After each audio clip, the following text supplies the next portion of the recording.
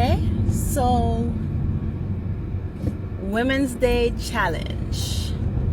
What is your favorite and least favorite thing about being a woman? Okay, I got this. The most answered question thus far, actually. My favorite thing about being a woman is just being pretty. Honestly. You get to change your hair, you get to change your clothes.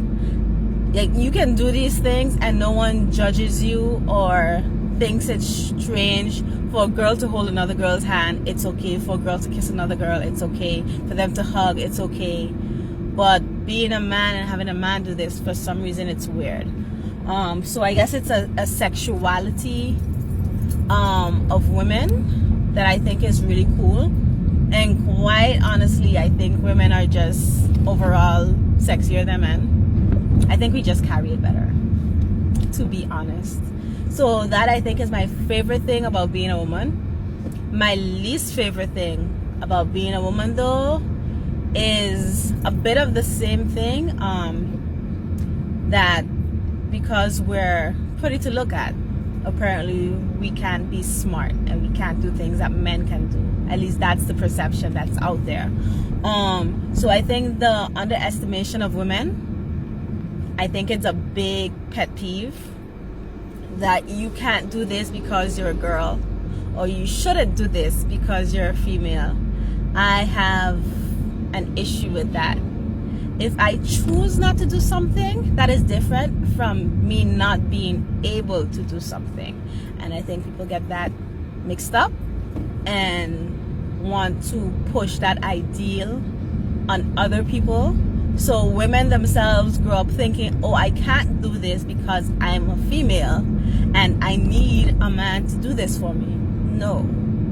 I believe that you don't need a man to do it, but a man would be helpful to have to help you in certain situations.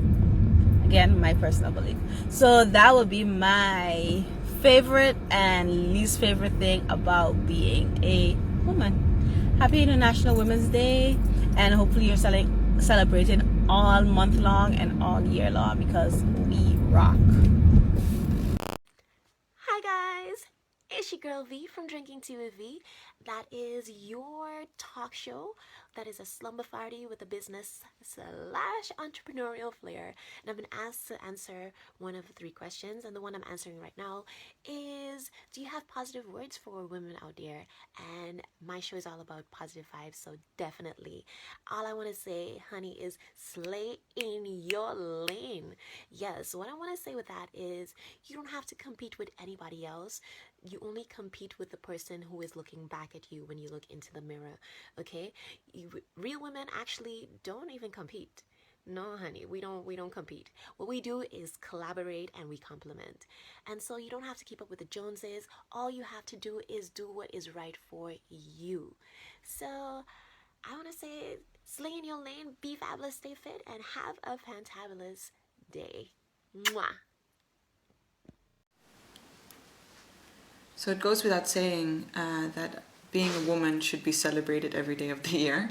However, in celebration of International Women's Day, I was asked 3 questions. And yeah, that was like, what does being a woman today mean to me? So the 3 questions were, just to be really clear, what is your favorite thing or your least favorite thing about being a woman? Well, the first thing that actually came up, because I consider myself a lover of science, we are more sensitive to the cold. Yet our clothes always seem to work against us.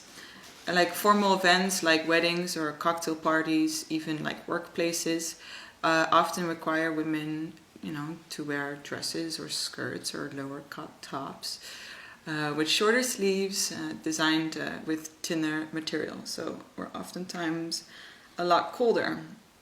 But clothing wouldn't be the solution. Oftentimes when women are cold, it's because they are losing blood. And you know what I mean with when women are losing blood. which means that means actually like losing sensitive stuff, like sensitive material. We need that to keep our energy level high and to keep our bodies actually at the right temperature. So that's probably one of the least favorite things about being a woman. One other thing was that came up, actually I just had to choose one, but I was recently in a room with new friends, and I asked them what they thought of ectogenesis. And I didn't know exactly what this was, but ectogenesis is an artificial womb that incubates outside of the body. And as I explained this to my new friends, I could see their ovaries quivering behind their eyes. I realized for these women, the ability to have a child was deeply connected to their womanhood. I was surprised because I don't feel that same way.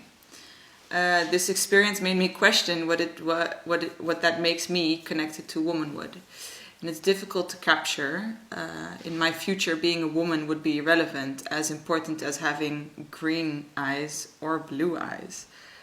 We clearly have a long way to go, so I'm hopeful. So yeah, being a woman is not only about childbirth or having a vagina or wearing a dress. Being a woman is like socially constructed place in which you can exist, a place that only fits in this current man or woman, a human. Perhaps this is why I don't feel connected as much connected to womanhood, because I could fit the mold of a woman. But I do feel connected to it, so it's quite difficult, when one is already looking like their gender, fitting a mold can feel like a safe place. So that's least. Now let's get to the positives. What is your favorite thing about being a woman? Well, we just talked about childbirth. Women have a seriously high tolerance of pain. Childbirth, I don't have to explain anymore.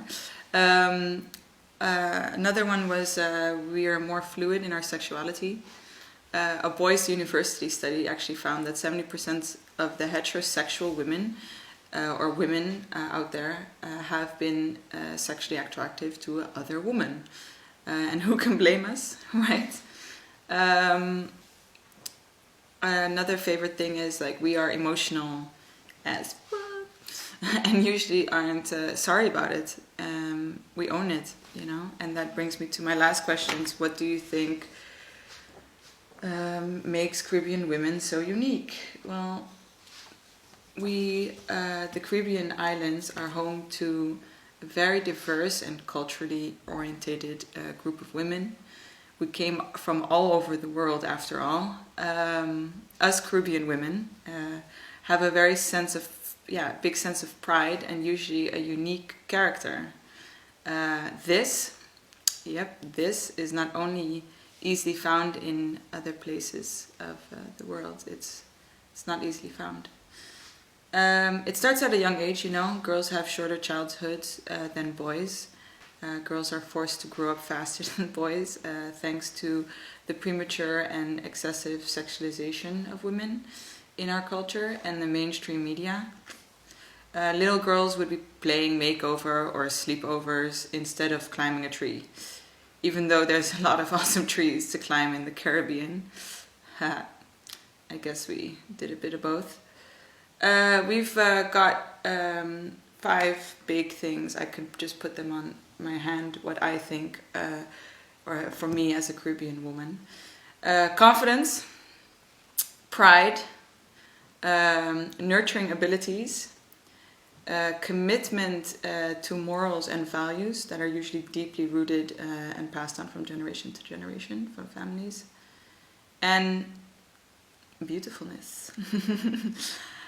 Overall, we Caribbean women are great individuals, as with every culture, and there is a diversity, and women always bring amazingness to the forefront.